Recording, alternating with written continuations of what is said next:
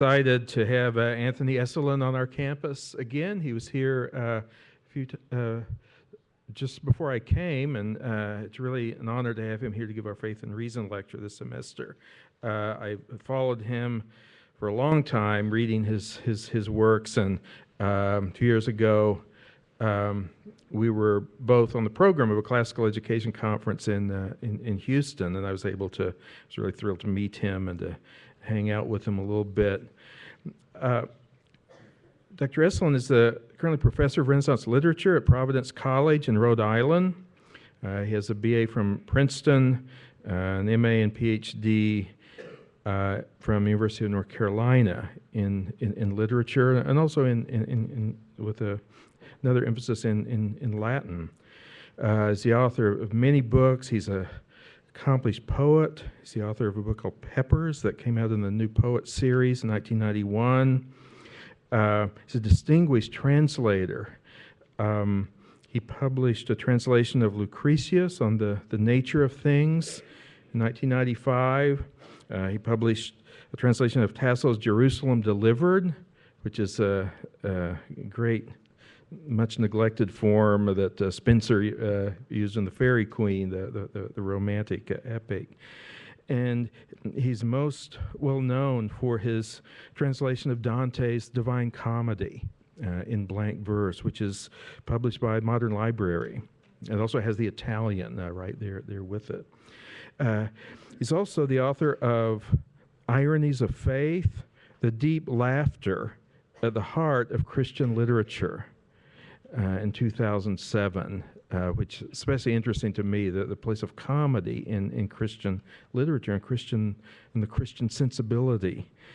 He's also written The Politically Incorrect Guide to Western Civilization in 2008,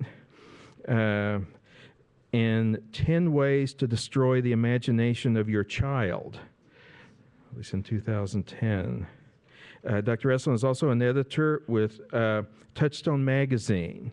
Dr. Mitchell asked me to really give a plug for Touchstone Magazine, which I think is an essential publication for the followers of what they're advocating, mere Christianity, and its engagement with our time and the issues of our time. Touchstone has a special publication just for college students that Dr. Sillers is involved with, a Salvo, and all of you should really be plugged into that. Dr. Esolen also contributes widely to journals and magazines of all description, and is a prominent presence in the blogosphere. I consider him to be one of the most thoughtful public intellectuals of our day, someone who critiques our cultural problems, from the breakdown of the family to the phenomenon of gay marriage and the moral issues that people are dealing with today, with the great insights of the Christian tradition.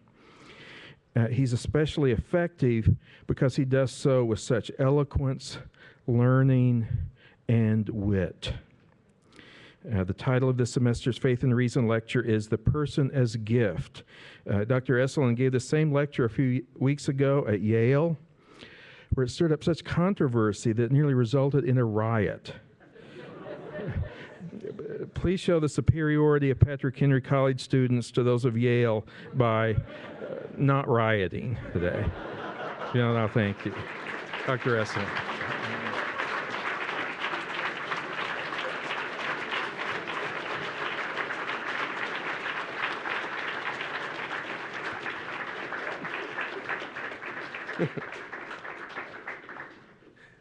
Thank you all. I'm delighted to be here again. This is my third visit to Patrick Henry College, and later on, perhaps I'll give you my memories of that first time, which was really remarkable. Yes, I did, and thank you, Dr. Veith, and thank you for the invitation, and I'm just delighted here. I did give the talk at Yale a couple of weeks ago. Yale is a small, formerly liberal arts college in in southern Connecticut. I see now what my mistake was, that I should have reserved this talk to a faith and reason conference. Instead, I gave it at Yale, where there's little enough faith and almost no reason. It was funny. I was not aware until afterwards. Somebody pointed this out to me, that my talk was probably not understood by a great many of the students in the audience, or perhaps almost any of the students in the audience, because I was referring to, as you will see, and in my comments also, referring to Augustine and various Renaissance poets and so forth. And the students didn't have the capacity to engage those things. They didn't know about them. They didn't know about Scripture. They didn't know about really much of anything. So let me begin here now. A couple of years ago, as Dr. Veith mentioned, I wrote a book called 10 Ways to Destroy the Imagination of Your Child. It was kind of a follow-up book in case school and television had not completed the task. I was going to show parents how to, just seal the deal there. It was a polemic against all the foolish and fundamentally cruel things that we do to our children, to cramp them, to ready them at best for the hamster treadmill of contemporary life, an energetic and pointless device, that hamster treadmill, which often goes by the name of career. I prefer the old meaning of career, which suggested undirected racing or careening, bouncing from one wall to another.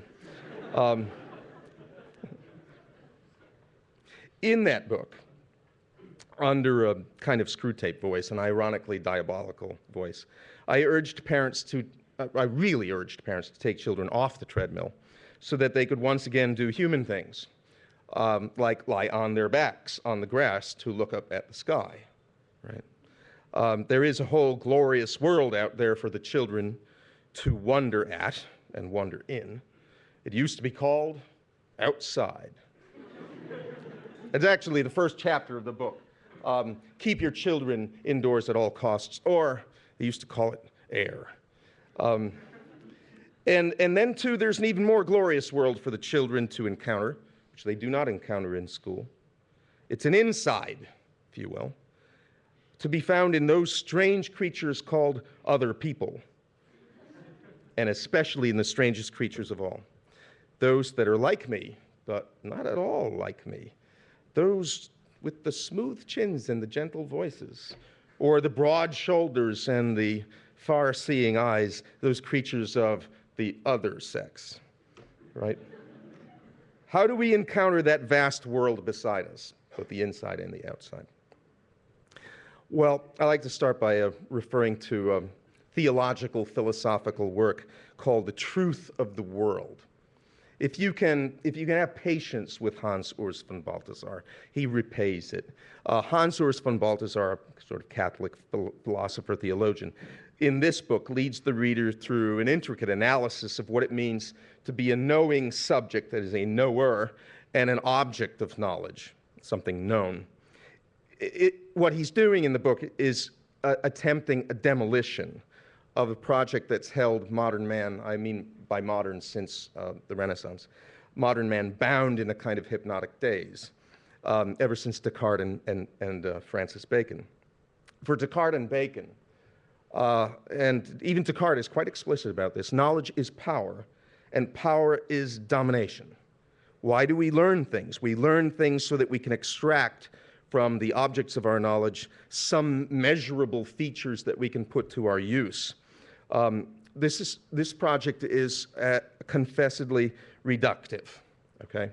I grew up in coal country. Anybody here grow up in coal country in Pennsylvania, West Virginia? Yeah. Anybody grow up in New Jersey? Did you know that New Jersey state motto is taken from the Divine Comedy? Did you know that? Lasciate ogni speranza voi contrate. Abandon. Somebody who's learned Italian.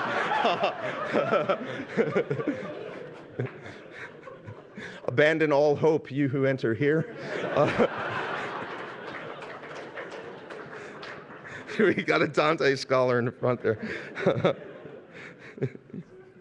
So I, when I was a kid, I collected fossils off the side of a huge embankment of an abandoned mine. So I know a little bit about these things. The lump of coal, let us say, the lump of coal I hold in my hand, is not a thing of mysterious beauty. Its glossy black surface having been pressed into smoothness by the slow work of centuries. No, it's not that. Must not think of it that way. It's a coagulation of carbon, and if it's burned in a certain fashion, it'll yield up a certain number of calories, and that's it. This bird that I see pecking at seeds in the yard, that's not a hen, that's a protein machine. It's to be trammeled up in a cage and stuffed with chemicals so as to produce meat at a certain rate per dollar of feed and with a certain content of fat in it. I hope these examples suffice to suggest that if knowledge is reduced to what gives me dominion over a thing for its profitable use, if that's all it is, then the defect is not in the thing so used, but in the user of that thing. It's not the chicken that is blind, but the chicken manufacturer. If we're really to know a thing, von Balthasar says, we must open ourselves up to the mystery of its being. We surrender ourselves to it in humility. In this regard, I'd like to, I'm ad-libbing here, I'd like to suggest a connection between the virtue of humility and the virtue of wisdom. Catholics are fond of calling Mary Our Lady's seat of wisdom. What sense that makes might be visible if you consider what Dante does with Mary on the first ring of the mountain of purgatory before we even encounter any of the souls who are purging away the effects of the sin of pride. Mary's example of the virtue that counteracts pride, that heals pride, humility, is also an example of great wisdom, great openness to God and to all the life and the love and the knowledge, the wisdom that God brings. Dante goes straight to the Annunciation, and there is Mary. He sees this, as it were, speaking sculpture on the side of the mountain, and in her pose was stamped the spoken word exactly as a seal in molten wax.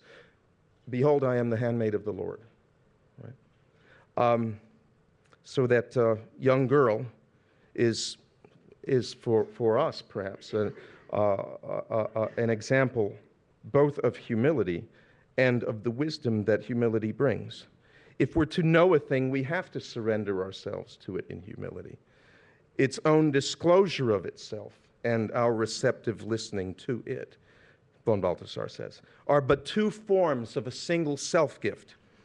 So love is essential to the act of knowing.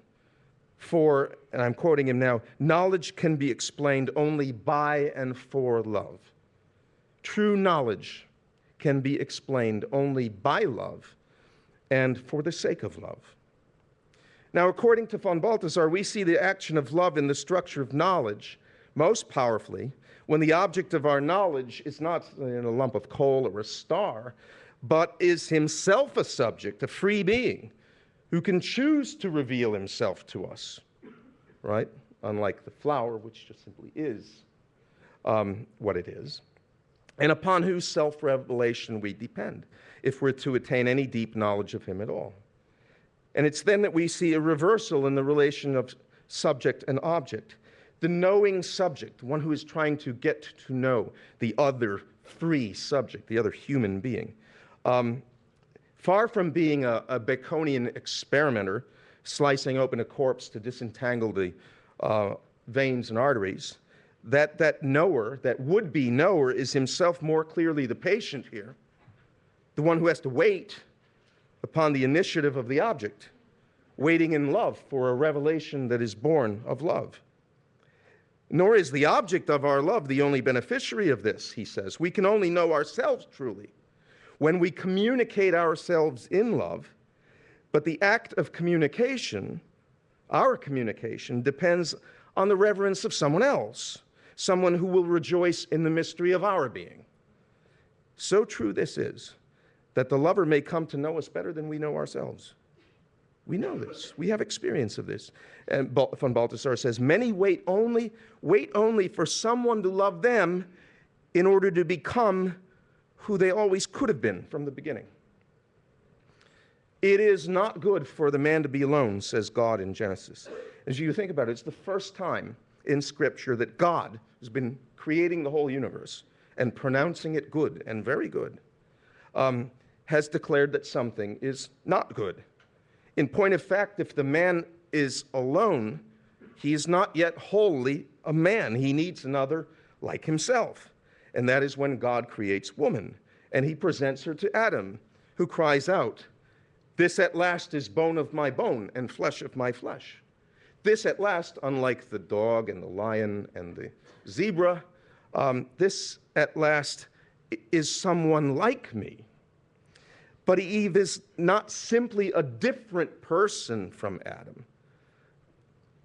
In the very separation of the sexes, one from the other, like but unlike, we find, as it were, the heart of what it means to know, really to know, and to be known. That is to say, to love and to be loved.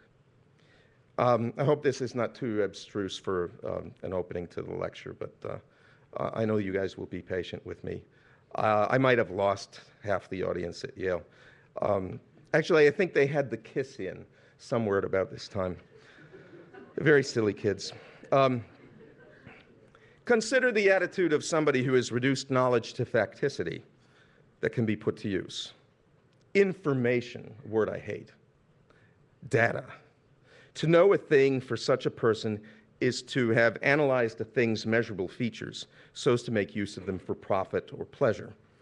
Beauty is defined as what happens to please the beholder for his own purposes. It's otherwise not to be regarded. It is certainly not the resplendent glory of the object's inner nature. Imagine such a person then, okay?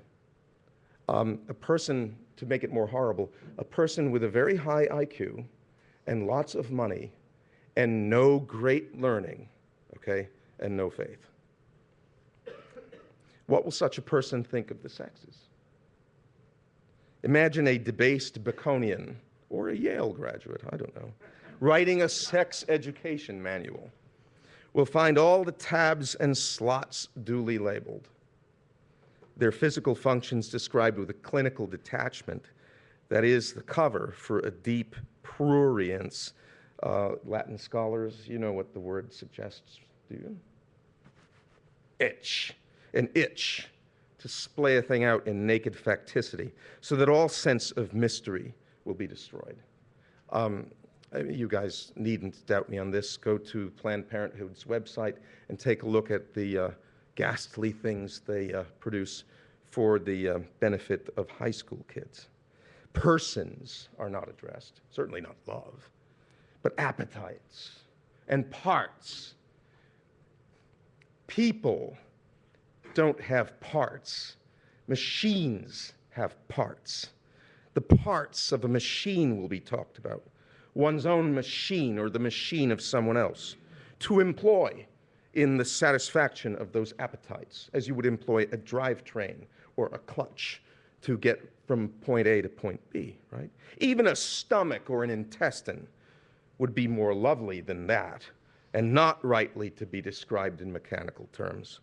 But here we're talking about the sexes, man and woman oriented in their physical and psychical natures, as I believe, one to the other, for the act that binds them to one another in the one flesh union that bridges the time past and the time to come. And all they can do is say, look at slot A, look at tab B, and so forth. I suppose it's of some consolation that well, you can consider cracked asphalt and little seedlings shooting up through the cracks. Boys still like girls, after all. I don't know how, after all these many years of sex education, girls still like boys. But I'm not sure whether they enjoy the full glory of that attraction. Actually, I rather think they do not enjoy the full glory of it, that delight in the mystery of the other sex. Never perhaps have popular magazines. So I'm thinking of those ghoulish things. Do you ever go to a drugstore? Okay? And you want to pick up your prescription, and inevitably there are these really ghoulish, filthy things staring you in the face, right? It has nothing to do with love, but everything to do with oiling various parts of a machine. Never had these things, whatever we can call them, had more to say about the mechanics and the superficies of the sexes. Never had they had any less to say, any less to say about what a boy or a girl or a man or a woman really is.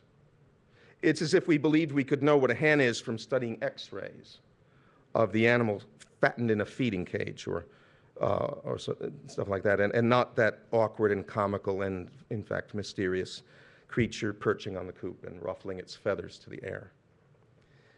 What effect this flattening has on our capacity to learn anything at all, let alone about the sexes, I'll discuss shortly. First, a couple of examples of true receptivity to the mysterious sex. And you know which one, you know which sex is the mysterious sex. That other one, right?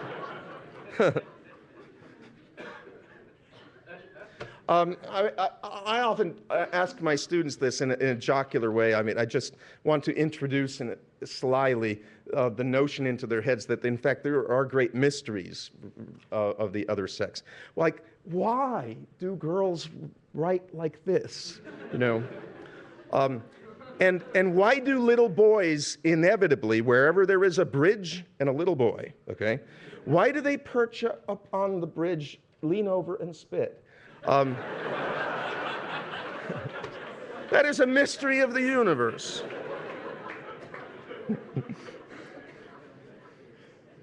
It's fun, but why do they?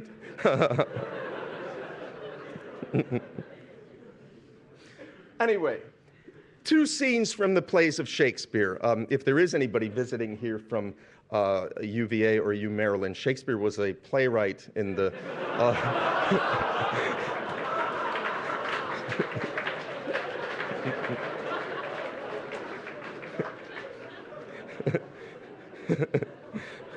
who wrote sometime before Toni Morrison.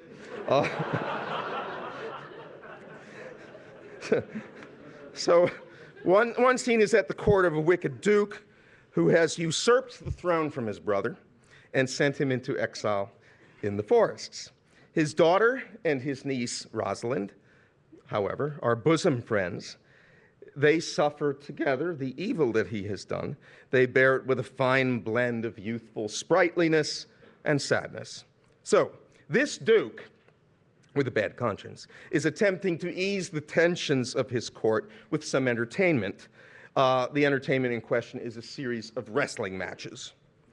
The duke's favorite has already thrown all the challengers, breaking the neck of one young man so that he must be carried away in danger of his life. To this court then, or to the area where the wrestling is going on, the two young ladies come, and there they meet a handsome young man named Orlando. He is the chief wrestler's final challenger. He doesn't seem a match for the champion. It would be like one of the young guys here going up against a Hulk Hogan or something of the sort, right? Girls can look at the guy sitting nearest to them and imagine this, okay?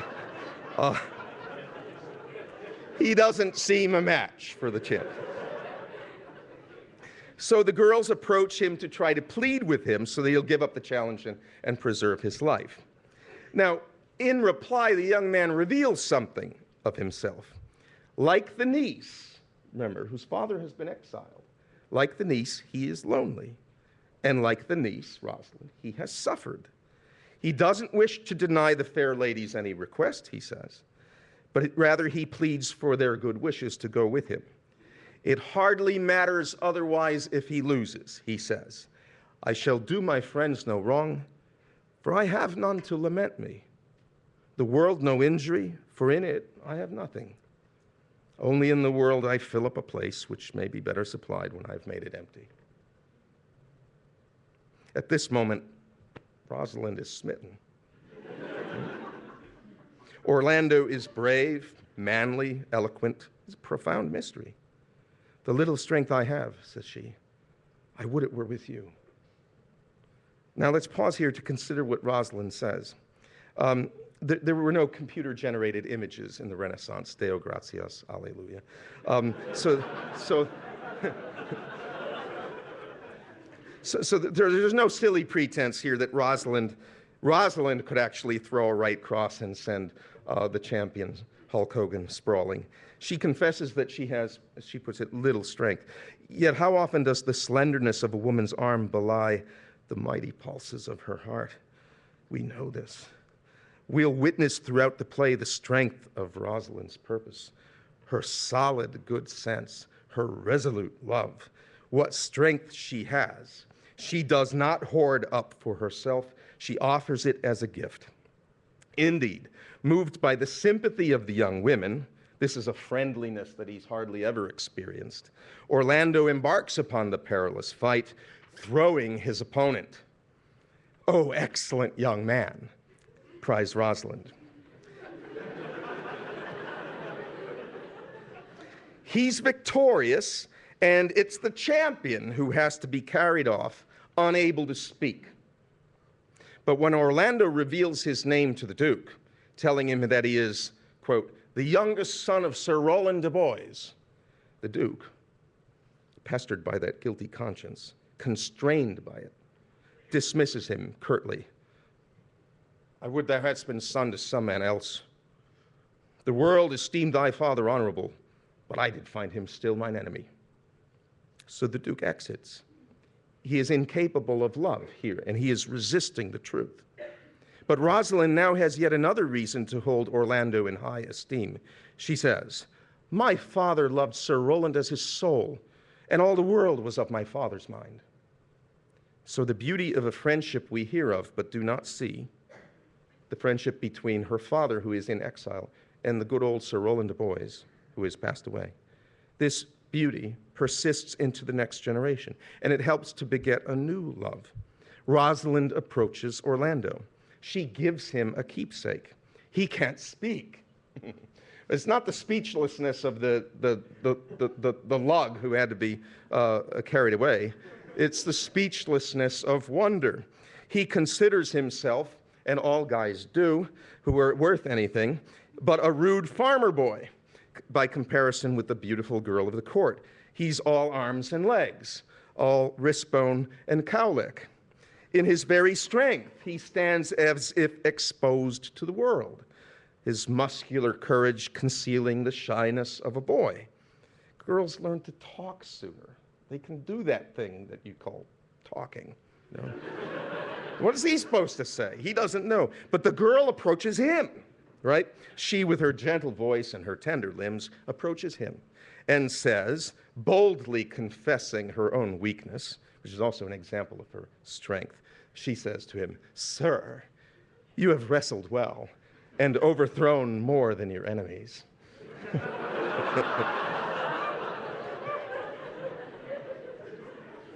To which Orlando replies,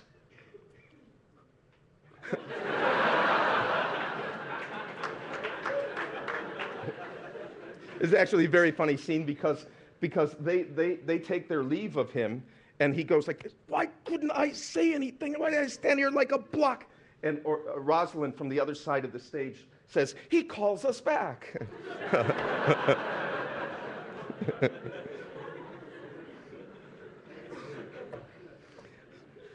The Yaleys wouldn't understand it. Now another scene, we're at a sheep shearing party.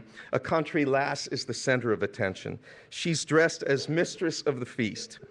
But she's young. Her natural shyness makes her abashed to be the center of attention. But that causes her to appear all the lovelier in the eyes of those who look upon her, especially the young man who has pledged his love. This young man is in fact Prince of the Kingdom, Florizel, though he's not yet revealed that fact to the old shepherd, who is, as everybody believes, the girl's father. She, Perdita, is the lost daughter of a king, but neither she nor anyone present at this party, at this feast, knows that. She decks the guests with flowers, and in a flight of girlish desire, says she wishes to see Florizel strewn with blossoms, quote, like a bank for love to lie and play on. But when she utters those words, oops, she blushes. She says, it's got to be this robe that she's wearing that has changed her disposition. But Florizel won't admit that she can ever be out of place, he says. What you do still betters what is done. When you speak, sweet, I'd have you do it ever. When you sing, I'd have you buy and sell, so give alms, pay, so, and for the ordering of your fares to sing them too. When you do dance, I wish you a wave the sea, that you might ever do nothing but that, move still so, and own no other function. Each your doings, so singular in each particular, crowns what you're doing in the present deeds, that all your acts are queens. That is, I believe, one of the profoundest expressions of love in all of literature. And not because it focuses upon the feelings of the lover or upon the stripped body of the beloved. As mysterious as a wave of the sea, so mysterious and lovely are the movements of Perdita, this young girl, when she dances. Florizel whimsically imagines Perdita singing as she does the most mundane things, because when she sings, that's all he ever wants her to do. But his words cause us to see and hear Perdita doing just that, as if when she buys and sells, when she gives alms to a beggar, when she orders some groceries, she does sing. She does sing, though only the lover can hear the melody. One cannot generalize from Perdita. There are no abstract laws that will account for her actions and dispel the mystery. In this regard, she's like all human beings, except that her extraordinary goodness and innocence throw that mystery into high relief. What she does is singular in each particular, and it's that never to be replicated singularity, the beauty of the existence of this particular woman, that reveals her to the eyes of her lover, Florizel, and causes him to exclaim that all her acts are queens. He knows Perdita, but he cannot ever come to an end of knowing her. He does not know that she is a princess, but he does indeed know it, though that is not something that can be known in the sense of a fact that is logged and dispensed with. Even a sunset or a tree, as von Balthasar says, is always more than itself, more than a sunset, more than a tree, not less. And that is all the more true of the beauty of a virtuous woman beheld by a virtuous man. Now, it may have caused controversy at Yale, but I guess it won't cause controversy here. If I note in passing that in these scenes the sexes are not interchangeable, right? What is interchangeable is of no importance. I can interchange one battery in a robot for another precisely because the particular battery doesn't matter. There's also no sense of beauty attached to what can be replaced without harm. We don't say, if we're listening to an air by Mozart, we don't say the beauty of that particular run of notes depends upon their being replaceable by any old run of notes. We say instead, that art is so well crafted, we can't imagine it otherwise. We wouldn't want to imagine it otherwise. We're overcome with astonishment and gratitude that it is what it is, nor can we come to an end of fathoming its beauty, that is to say, the glory, the splendor of its very being. So too with Rosalind and Orlando, and with Perdita and Florizel. It's not simply that we can't reverse the sexes in these scenes without lapsing into absurdity. Say, Orlando falling in love with a lady wrestler and giving her a necklace to wear in his honor. I mean, that may be something that you'll see on NBC or something, but has nothing whatsoever to do with real world. It's rather that these characters in the depth of their sexual being cannot cease to fascinate us if our hearts are open to the truth.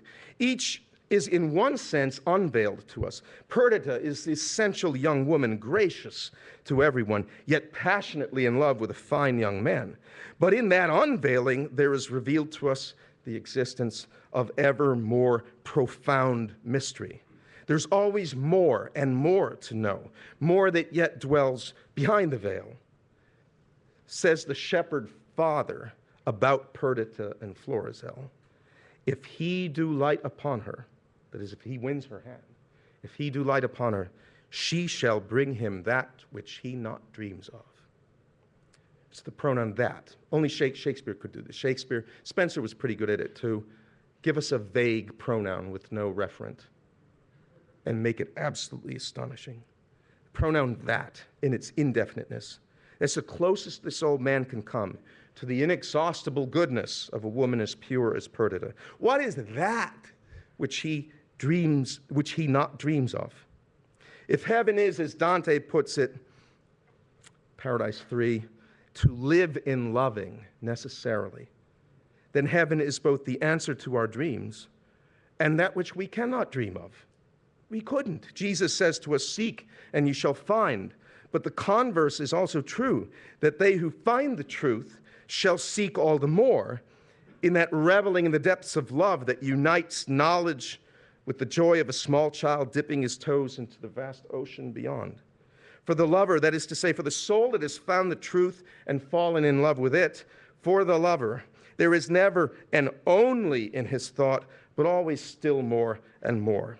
And maybe this is the meaning of that mysterious saying of Jesus, that to them who have, more will be given, but from them who have not, I'll say from the programmatic reducers and deniers of this world, people for whom only is almost the only word in the lexicon, those who say that a man or woman is only a creature with certain insignificant organs.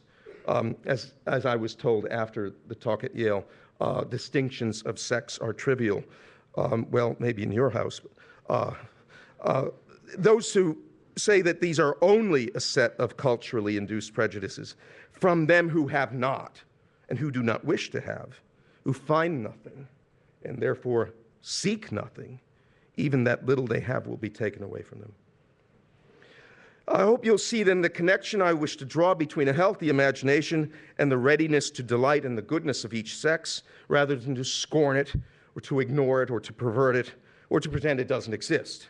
For God has given men to women and women to men, not only to prolong the species, but to open our minds. So then, keeping in mind that mystery that each sex presents to the other, the mystery of maleness and femaleness that runs like a fissure through the whole animal world, says von Balthasar, that presents to us in the most potent way the fact that genuine knowledge must spring from love, as fruit springs from the flower. Keeping that in mind, what will be the virtue that honors that mystery? What will that virtue have to do with the growing awareness of man and woman for one another, with the development of their souls and minds more generally? What is the role of a teacher or a school in the encouragement of whatever virtue this is? Now, let me say at the outset, virtue I'm looking for is not abstinence. It's not even temperance. I might abstain from eating rich food because I'm training for the wrestling arena. I might abstain from sexual intercourse because I do not wish to be saddled with a debilitating disease. As the old army videos used to say, don't let this happen to you. If we learned that Orlando had been preparing for the wrestling match, excuse me, by a dietary regimen, that would add nothing to our esteem for his youth and manhood. If anything, it would undercut the power of the match, which is a public revelation not of the strength of his body so much as the honor of his being. As he says, he is the youngest son of Sir Roland de Boys. Florizel assures Perdita that she has nothing to fear from this merry sheep shearing, nor need she be embarrassed by their costumes, since even the gods took on various shapes for love, though their loves were not as chaste as his, he says, since my desires run not before mine honor, nor my lusts burn hotter than my faith. Suppose he had said to Perdita, hey, Perdita, you don't have to worry about me. I've kept myself clean from syphilis. Would that make him in our minds? a petty calculator of advantages to himself, and a man unworthy of Perdita's surpassing beauty. No, when we possess something holy, it's not enough to say we don't hire it out for use. It's what we do with it and not what we decline to do with it that defines the proper virtue. Therefore, I'm not looking for abstinence here, or even temperance. If we have something holy, we cherish it. We give it due reverence. We keep it veiled in our hearts, not because we're afraid of it or ignorant of it, but because we know that no public presentation of it can ever do it justice. We ourselves cannot fathom its profundity. The virtue that honors what is holy, especially as it is veiled and made manifest in the bodies and the hearts and the minds of man as man and woman as woman, I would suggest to you, is purity. Abstinence is defined by absence and refraining, but purity is rather an essential light radiating from the core of the holy. If we owned a masterpiece by Caravaggio, say The Conversion of St. Paul, we wouldn't say, we must exercise abstinence with regard to this painting and refrain from spitting upon it. Rather, we should be ashamed to dishonor it so. We'd wish to keep the work in its special place, in a certain sense, hidden from the common vulgarities of the day, precisely to guard it, to honor it, to veil it, and to reveal it in its own special light. Purity does not deny the power of sex, rather it rejoices in that power. It is impurity that degrades, denies, and despises. Consider again the scene between Orlando and Rosalind. Suppose a modern actress were to game the scene by writhing, right, with physical desire, laying herself, in a sense, naked to the audience, but in actuality extinguishing the radiance of her sex by the smoke of lust.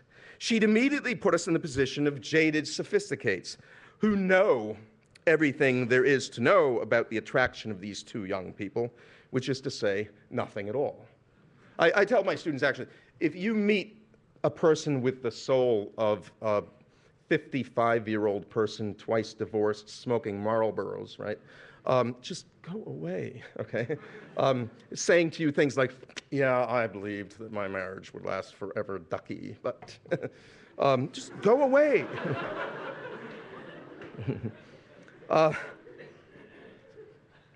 Suppose we look at the scene between Perdita and Florizel. Suppose a modern actor, while saying, nor my lusts burn hotter than my faith, were to slip his hand underneath Perdita's gown while she gave a little appreciative squeal and pushed his hand away. The audience would laugh. It would be the knowing laugh of the ignorant, the cynical laugh of those swaddled up in their own savoir-faire. The critics would praise the direction as edgy, which is another word for dull. For the dabbling in impurity does nothing but obscure. We might laugh, but we would not be invited into the interior castle of love. There would be no interior. It would all be exterior. But I don't mean to say that in being all exterior would at least have the virtue of being honest, frank. Quite the contrary. It would be utterly dishonest, utterly untrue to reality. When I say that purity guards the sanctuary of sexual being, I am not clouding it with incense so as to deceive the unwary. That mystery genuinely exists. If we attend to it for but a moment, we'll see that this is so. Every cell of my body is inscribed with the masculinity of my being. This is true. The very hairs of your head are numbered, says Jesus. We might well add that they're numbered as a man's hairs or as a woman's hairs. The two are not alike. Any forensic policeman will be able to tell you this. You don't have to investigate the DNA just to look at the hair saying, oh, it's a woman's hair. Within the woman's body is the womb, the haven of all new human life. Within the man's body are the seeds needed to fructify the egg in that womb. Each of us carries within ourselves a precious and unique strand of the history of the whole human race.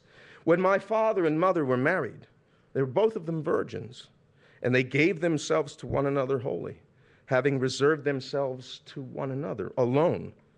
In the church, they pledged their troth, but in the secret chamber of their love, they conferred the sacrament upon one another. As we think of it, we Catholics think that the sacrament is actually conferred by the man and woman together in their love. They did what their mothers and fathers did, and their mothers and fathers before them. They engaged in the act of marriage. They engaged in the act of life. From out of the billions of possibilities they bore within their bodies, I was born. A creature came into being, bound to the far past and oriented towards the future. A baby boy whose mind, like that of all children, already bore the potential to become vaster than all the rest of the physical universe, and whose soul, as we Christians affirm, soul was rooted in the absolute being of God and oriented towards him as towards its ultimate love and joy and fulfillment. If this is not a mystery, then nothing is. If this does not warrant the guardianship and care of purity, then nothing does. And if this is denied, if this is splayed out and dissected, if this is reduced to mere facticity, as if we could arrive at the essential beauty of man and woman by means of forceps and calipers, if that is done, then I say the very possibility that young people may attain any wisdom is severely curtailed or destroyed. There's a parallel between the reduction of truth and the reduction of love. Consider the young people on our campuses. They bear within their bodies this tremendous gift, whereby they cooperate with the creative power of God. Or, if we were at Yale, and this strikes you as controversial, whereby they are united with all of time past and potentially united with time to come. Consider the essential meaning of that unveiling when a man and a woman give themselves to one another as man and as woman, that is, as begetter and conceiver, as the bringer of life and the shelter of life, sower and the field. Now strip away that meaning. Separate the act from its biological truth. Separate the body, now considered as an instrument, like a hose or a funnel. Separate it from personal being. Deny the manhood of the man. Deny the womanhood of the woman. What remains? Not love, not joy, not even mirth. Joy's hillbilly cousin. Any hillbillies here? You know, on the campuses where you get all these sex weeks, there's no mirth, you know? What remains is the itch of hedonism and the utilitarian calculus, how to best scratch the itch. Now let's take the argument one step further. The denuding of our sexes and the losses we incur is only the most disappointing part of our denuding the world. It's hard for me to imagine someone who smirks and sneers at the purity of Florizel and Perdita, but who looks upon an orange blossom with wonder. Maybe it's possible all kinds of human contradictions are possible, I suppose, but it would be a contradiction. Eventually, they who deny that there's any special beauty in man and woman and who deny that this beauty is a precious gift from one sex to the other will deny the beauty of much less obviously beautiful things and the profundity of much less obviously profound mysteries. The libido dominandi, take the famous quote from St. Augustine, the lust for domination, is also a libido despicendi, a lust to despise, to scorn, to look down upon, to deny. We say that love is blind, but I, Dante is with me on this, or I'm with Dante, prefer the wisdom of Richard of St. Victor, who said, ubi amor ibi oculus, where there is love, there is an eye to see. It's instead the lust of domination or the lust of despising that casts a film over the eyes. It prevents us from seeing because it teaches us that what is apparent to our eyes is all there is to see. So it may well be that the greatest harm caused by the sexual revolution, which might well be called the asexual revolution, substitution of antisepsis for purity, the greatest harm is not physical or political, but intellectual and spiritual. Sure, there are now millions of children born out of wedlock and millions more who will not know all their lives long the complementary love of a mother and father bound to one another. Yes, it has resulted in neighborhoods laid bare to the predations of bad men. Yes, it has supplanted the freedom-making vitality of the family with the freedom-consuming and deadening protection of the state. All these calamities ought to be condemned. We ought to strive against them and for the health of the family with all our might. But in the meantime, let's also note well the souls of the young people around us. What brings them wonder? You guys might not. This might not apply to you, but I get students. I have plenty of students who went to private high schools or Catholic high schools, all boys high schools. They seem different. The ones who come from public school, even though they're nice kids and bright kids, it's as if somebody has been beating them up for years. They're sullen, they're unhappy, they're quiet, they duck. It's like they have to have their hearts opened again. What brings these kids wonder? Not much that they get in school. The poetry that they read is splayed out, its nerves numbered and labeled. This here's a patriarchal construct. This here is a capitalist ganglion. This here is a locus of social class. Philosophy is reduced to logic or lame empiricism. It hobbles after the big boys in the natural sciences and pleads to carry water for them on the sidelines. Scientists themselves are harried masters of reduction, competing for a grant here or a laboratory there. Social sciences have abandoned the careful and loving study of mankind. They desire instead to exert their own mastery, their own domination, by the application of theory to all things human. And here's my joke of the day. They suffer from hyperthyroidism, which is caused by swelling of the thyroid gland located at the base of the spine. And young people swim in this pool. They get drunk, they bed down, they cram for tests, or perhaps they don't cram for tests. They learn how to use the master tools, they write reductive papers, they sport their credentials. What is there in all this mad rush to dominate that rightly bears the name of love or truth? So I'm going to end now with another scene, one last scene. Didn't take place at a college. I don't know if it could take place at many a college now. It's at a state park in New York. I was just married. I was on vacation with my wife. We had a quarrel. I don't know what it was about. She went to call her mother to tell her where we were staying. We were in a foul mood. While I was waiting for her, I was looking out onto the field in front, and there was a young guy. He was a Mennonite in a white shirt and black knickers. He was a well-built guy. You know, how can you fail to be well-built when you're farming all the time? And he had his leg like this and his hands on his knees like that, and he was gesturing with one of his arms like this and smiling broadly at a young woman who was seated at the bench, at the picnic table in front of him. And she was dressed in a light blue gown, and her hands were folded in her lap. And she was smiling too. They had eyes for one another alone. I thought for a moment I'd walked into another universe. I hadn't walked into another universe. That's the real world, right there. The world that honors the mysterious beauty of the sexes, that is not imaginary, it is not distant, it is genuine, and it is near, if we would but open our hearts to receive it. If we do open our hearts, I dare say we will not simply set ourselves up for a happier marriage and nicer children. That may be true, but we don't practice the virtue of purity for what it will help us obtain. We practice it because it is right and just. The reward comes from the virtue itself. We'll not only see the sexes in their beauty, we'll become the sorts of people who delight in that vision.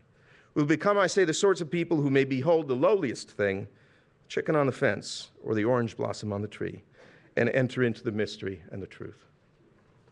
Thank you.